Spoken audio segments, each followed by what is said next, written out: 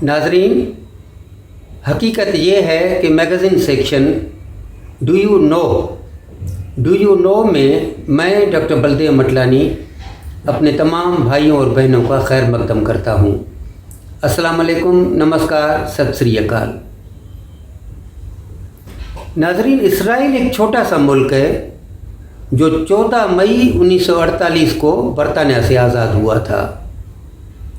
उसकी अराज़ी सिर्फ 22,145 मुरबा किलोमीटर है, लंबाई 420 किलोमीटर और चौड़ाई 115 किलोमीटर है।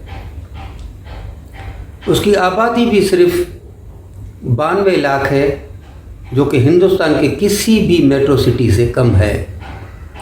उसके चारों अतराफ मुखालिफ ममालिक से घिरा हुआ है, जैसा कि शाम, लेबनान, उर्दून और मिस्र वगैरह। इसराइल के वजूद में आने से पहले ही पड़ोसी ममालिक ने ये तहैया कर लिया था कि इसराइलियों को तो उठा के मेडिटेरेनियन सी में फेंक देना है, और ये बात कुछ बाद अज़ कयास भी नहीं थी, क्योंकि जैसे ही बरतानवी अफवाज 14 मई 1948 को इसराइल से चली गईं, अरब अफवाज जिनमें लेबनान, शाम, इराक़ और मिस्र की अफवाज ने इसराइल पर हमला कर दिया। फिर 1949 में भी पड़ोसियों से जंग हुई। फिर 1967 में तो ऐसी जंग हुई कि इसराइल ने सारे अरब ममालिक का कुछ न कुछ हिस्सा अपने कब्ज़े कर लिया। अब इसराइल की हालत ये है कि फ़लस्तीन, जो कि उसके साथ ही आज़ाद हुआ था, वो 2 हिस्सों में बटा हुआ है। एक हिस्सा कहलाता है वेस्ट बैंक, जिस पर यासर अराफात की PLO की हुकूमत है, और दूसरा कहलाता है गाज़ा, जिस पर एक दहशतगर्द तंजीम हमास की हुकूमत है। वेस्ट बैंक के फ़लस्तीनियों ने इसराइल के साथ सुलह कर ली है, लेकिन गाज़ा हमेशा इसराइल के साथ हालत जंग में रहता है। हमास गाज़ा से इसराइल पर रॉकेट बरसाता है, जो कि आए दिन होता रहता है। उसके लिए हमास कोई जंग का ऐलान भी नहीं करता। हमास के भेजे हुए रॉकेट का मुकाबला करने के लिए इसराइल ने प्रोजेक्ट आयरन डोम पर काम शुरू कर दिया। ये एक एयर डिफेंस सिस्टम है जिसे इसराइल की 2 कंपनियों ने अमेरिका से मिलकर बनाया है। उसका काम सिर्फ दिफा करना है, उसका काम जारहाना नहीं होता है।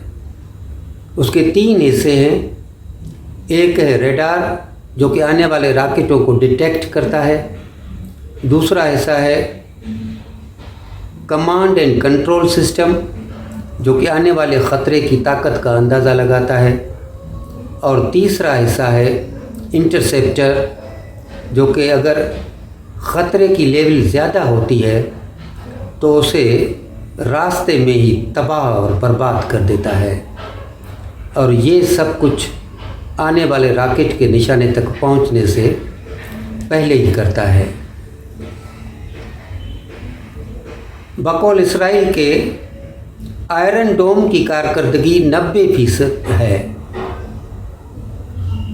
गुज़श्ता साल यानी 2021 में जब हमास ने 4,300 रॉकेट्स की इसराइल के शहरी इलाकों जैसा कि तल अवीव पर बरसात कर दी, तो आयरन डोम ने उनमें से 90% रॉकेट्स को हवा में ही ख़त्म कर दिया था।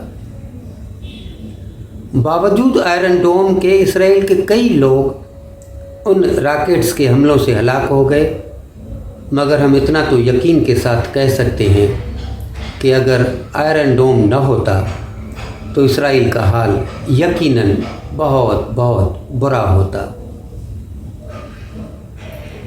आयरन डोम एक लिहाज से हवाई और बरी अफवाज का काम भी कर देता है, क्योंकि हमास इन रॉकेट्स को जिन इलाकों से फायर करता है उसके आसपास सिविलियन बस्तियां होती हैं।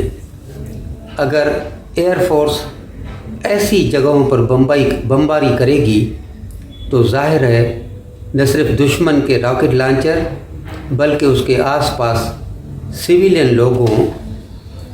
लोगों की जानें भी जा सकती हैं। लेकिन आयरन डोम के इस्तेमाल की वजह से इसराइल को अपनी एयरफोर्स या आर्मी को इस्तेमाल करने की ज़रूरत ही नहीं पड़ती। अमेरिका न सिर्फ इसराइल के आयरन डोम प्रोजेक्ट में उसकी टेक्निकल मदद करता है बल्कि उसकी माली इमदाद भी करता है, और इसलिए अमेरिका ने इसराइल से 2 आयरन डोम ख़रीदे भी हैं। आयरन डोम के एक सेट की कीमत 80,000 अमेरिकन डॉलर है और वो तभी इस्तेमाल में आता है जब आने वाले रॉकेट से इंसानी जाने जाने का ख़तरा होता है। नाज़रीन को ये मालूम होगा कि यमन के जो होती बागी हैं वो रह के मुत्तहिदा अरब अमारात यानी UAE या सऊदी अरबिया पर ड्रोन से हमला करते रहते हैं, जिन हमलों से इंसानी जानों का ज़िया भी होता रहता है। लगता है UAE को इसराइल से आयरन डोम लेना ही पड़ेगा, क्योंकि ड्रोन बहुत छोटी ऊंचाई पर सफ़र करते हैं और उन्हें मेन रेडार सिस्टम देख ही नहीं सकता। ऐसे वक्त में आयरन डोम उनकी मदद कर सकता है। जैसे ही आयरन डोम की रॉकेट या मिसाइल को अपनी फ़ज़ाई हुदूद में डिटेक्ट करता है, वो उसे हवा में ही ख़त्म करने के लिए अपना मिसाइल छोड़ता है, जो कि आने वाले रॉकेट वगैरह को हवा में ही उड़ा देता है। इसराइल ने अपनी एयर डोम की मुख्तलिफ़ बैटरीज़ अपने मुल्क में ख़ास जगहों पर नस्ब कर रखी हैं, जैसा कि हमास के ख़तरे को निपटने के लिए गाज़ा की तरफ से या हिज़्बुल्लाह के ख़तरे से मद्दे मुकाबिल होने के लिए लेबनान की तरफ।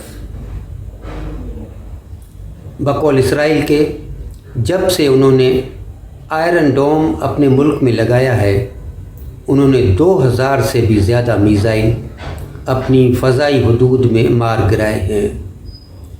एक लिहाज से हम कह सकते हैं कि ये सिस्टम एक परफेक्ट सिस्टम नहीं है, लेकिन 90% एक्यूरेसी भी कुछ कम नहीं, और इस बात पर इत्मीनान का इज़हार कर सकते हैं कि अगर आयरन डोम नहीं होता तो कितना ज़्यादा नुकसान हो जाता।